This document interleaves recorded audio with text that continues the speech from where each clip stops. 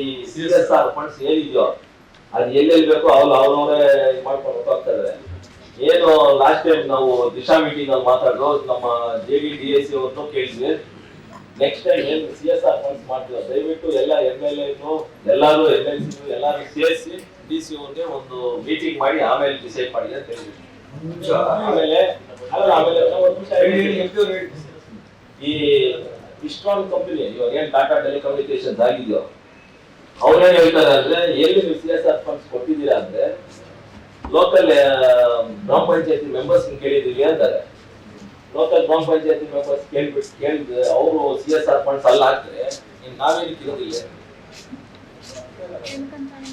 Issues is very serious. ಯಾಕಂದ್ರೆ ನೀವು ಹೇಳ್ದಂಗೆ ನರಸಾಪುರ ಇಂಡಸ್ಟ್ರಿಯಲ್ ಏರಿಯಲ್ಲಿ ಬಹಳ ದೊಡ್ಡ ದೊಡ್ಡ ಕಂಪನಿ ಇದೆ. ನಮಗೆ ಏನು ಫಂಡ್ಸ್ ಬರ್ತಾ ಇದೆಯೋ ಅದಕ್ಕಿಂತ ಜಾಸ್ತಿ CSR ಫಂಡ್ಸ್ ನಾವು ಯುಟಿಲೈಸ್ ಮಾಡಿದ್ರೆ ನಮ್ಮ ಡಿಸ್ಟ್ರಿಕ್ಟ್ ನ ಡೆವಲಪ್ ಮಾಡಕ್ಕೆ ಒಳ್ಳೆ ಅವಕಾಶ ಇದೆ. ಸೊ ದಯವಿಟ್ಟು ನೆಕ್ಸ್ಟ್ ಏನು ಮೀಟಿಂಗ್ ಮಾಡ್ತಿರೋ DC ಸಾಹೇಬ್ರೆ, JD/DAC ಅವರು ದಯವಿಟ್ಟು ನೀವು ನಮ್ಮನ್ನೆಲ್ಲ ಸೇರಿಸಿ ಒಂದು ಮೀಟಿಂಗ್ ಮಾಡಿ, ಮೀಟಿಂಗ್ ಕಾಲ್ ಮಾಡಿ. ಒಂದೇ ಒಂದು ನಿಮಿಷ, ಜಿಲ್ಲಾ ಮಂತ್ರಿಗಳ ಅಧ್ಯಕ್ಷತೆಯಲ್ಲಿ ಸೆಷನ್ ನಡೆಯುವಾಗ ಒಂದು ಸಭೆ ಮಾಡಿದ್ರು. ಅವತ್ತು ನಜೀರ್ ಅಹಮದ್ ಅವರು ಭಾಗವಹಿಸಿದ್ರು, ನಾನು ಭಾಗವಹಿಸಿದ್ದೆ.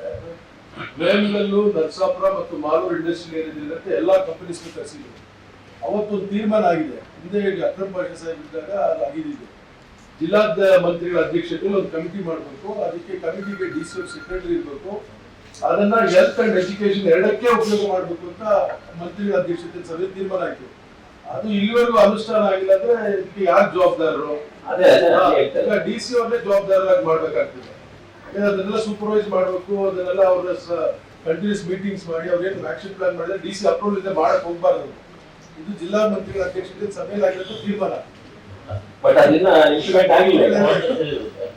ಇದೊಂದೇ ಅಲ್ಲ ಸರ್, ಮಂತ್ರಿಗಳೇ ಇದೊಂದೇ ಅಲ್ಲ. ಇವತ್ತೇನು ಲಾಸ್ಟ್ ಟೈಮ್ ಕೂಡ ದಿಶಾ ಮೀಟಿಂಗ್ ಅಲ್ಲಿ ಮಾತಾಡಿದೆ, ನಾನು ಯುವಕರ ಜೊತೆ ಮಾತಾಡಿದೆ.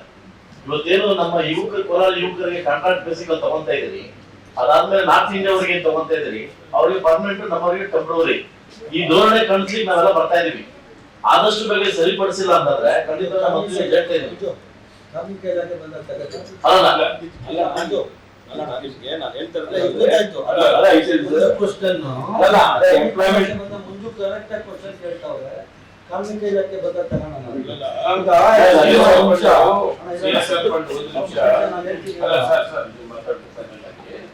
CSR ಫಂಡ್ ಒಂದು ಪಾಲಿಸಿ ಇರ್ತದೆ. ಇವಾಗ ಕಾರ್ಮಿಕ ಇಲಾಖೆ ಯಾರು ಇಂಡಸ್ಟ್ರೀಸ್ ಇಲಾಖೆ ಅವರು ಹೇಳಬೇಕಾಗ್ತದೆ.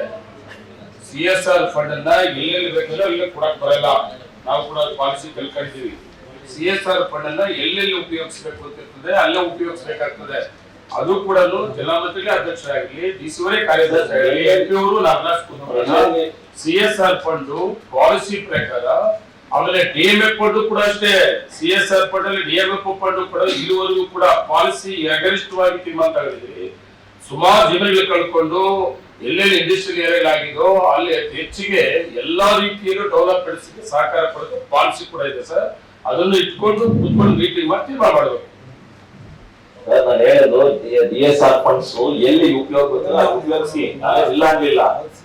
10 ಜನ ಮಕ್ಕಳು ಸ್ಕೂಲ್ ಅಲ್ಲಿ ಇದ್ರೆ ಅಲ್ಲಿ ವಾಟರ್ ಫಿಲ್ಟರ್ ಹಾಕ್ತೀನಿ ಅಂತ ಅಲ್ಲಲ್ಲ, ಇವಾಗ ಅದೇ ಆಗ್ತಾ ಇದೆ. ಇವಾಗ ಅದಕ್ಕೆ ನಾನು ಹೇಳ್ತಾ ಇರೋದು, ಏನು ಮಾಡ್ತಿರೋ ದಯವಿಟ್ಟು ಎಲ್ಲಾದ್ರೂ ಸೇರಿಸಿ. ನೀವು ಅವ್ರನ್ನ ಕೇಳಿದಾಗ ಯಾವ್ದೋ ಒಂದು ಕಂಪನಿ ಅವ್ರನ್ನ ಕೇಳಿದಾಗ ಅವ್ರು ಏನ್ ಹೇಳ್ತಾರೆ ಅಂದ್ರೆ, ನಾನು ಗ್ರಾಮ ಪಂಚಾಯತಿ ಮೆಂಬರ್ ಕೇಳ್ಬಿಟ್ಟು ನಾನು ಮಾಡ್ತಾ ಇದೀವಿ ಅಂತಾರೆ. ಗ್ರಾಮ ಪಂಚಾಯತಿ ಮೆಂಬರ್ ಅವ್ರನ್ನ ಕೇಳ್ಬಿಟ್ಟು ಇದು ಮಾಡಿದ್ರೆ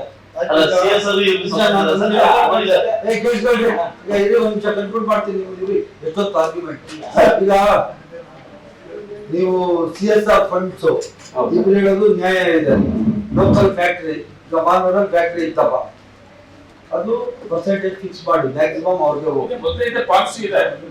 ಫಿಕ್ಸ್ ಮಾಡೋದೇನಿಲ್ಲ ಅವರು ಸರ್. ಅಲ್ಲ ಸರ್, ಇವ್ರು ಫಿಕ್ಸ್ ಮಾಡೋದಿಲ್ಲ. ಈಗ ನಿಮ್ಮ ಮಾಲೂರಲ್ಲೇ ಕೊಟ್ಬಿಟ್ಟು ಉಳಿದಿದ್ದೆಲ್ಲ ಪಾಲಿಸಿ ಪ್ರಕಾರ ಕೊಡಿ sir. DMF fund, CSR fund policy ಏನಿದೆ ಆ ಪಾಲಿಸಿ ಕೇಳ್ತೀವಿ. ಪಾಲಿಸಿ ಬಿಟ್ಟು ಮತ್ತೆ ಜಿಲ್ಲಾಧಿಕಾರಿ ಮಾಡಿದ್ದಾರೆ, ಪಾಲಿಸಿ ಬಿಟ್ಟು ಮತ್ತೆ ಮಾಡಿದ್ದಾರೆ. ಅದಕ್ಕೆ ನಾವು ಇದು ಪ್ರಶ್ನೆ ಮಾಡ್ತಾ ಇದ್ದೀವಿ.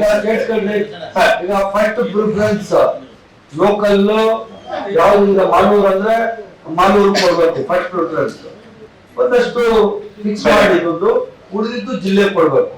ಜಿಲ್ಲೆಯಿಂದ ಆಚೆ ಹೋಗಿ ಎಲ್ಲೋ ನಾನು ಬೆಂಗಳೂರಲ್ಲಿ ಕೊಡ್ತೀನಿ, ನಾನೆಲ್ಲೋ ಮಹಾರಾಷ್ಟ್ರದಲ್ಲಿ ಕೊಡ್ತೀನಿ CSR ಫಂಡ್ ಅಂದ್ರೆ ಅವ್ರಿಗೆ ಎಲ್ಲ DC ಅಧ್ಯಕ್ಷತೆಯಲ್ಲಿ ನೋಡ್ರಿ, DC ಲಾಸ್ಟ್ ಟೈಮ್ ನಾನು ಮೀಟಿಂಗ್ ಮಾಡಿದ್ದೆ, ಏನು ಪ್ರೋಗ್ರೆಸ್ ನನ್ಗೆ ಗೊತ್ತಾಗಿಲ್ಲ. ಮಂಜು ಹೇಳಿದಂಗೆ, ಮಂಜು ಹೇಳಿದ್ದು ನಂಜೇಗೌಡ ಯಾರು ಹೇಳಿದ್ರು, ನನ್ನ ಅಧ್ಯಕ್ಷತೆಯಲ್ಲಿ ಒಂದು ಕಮಿಟಿ ಮಾಡಿ ನೀವು ಅದಕ್ಕೆ ಸೆಕ್ರೆಟರಿ ಇದ್ದಂಗೆ ಮಾಡಿದ್ರೆ ಇವತ್ತುವರೆಗೂ ಅದು ಇಂಪ್ಲಿಮೆಂಟ್ ಆಗಿಲ್ಲ. ನೀವು ಈಗ ಇಂಪ್ಲಿಮೆಂಟ್ ಮಾಡಿ, ಅವ್ರು ಯಾಕೆ ಮಾಡಿಲ್ಲ ಅಂತ ಅವ್ರಿಗೆ ಗೊತ್ತಾಗ್ಬೇಕು. ನನ್ನ ಸಾಧ್ಯ ಅದ್ರ ಬಗ್ಗೆ ಸರ್ ಹಿಂದಿನ ಮೀಟಿಂಗ್ ಅಲ್ಲಿ ಹೇಳ್ತಾ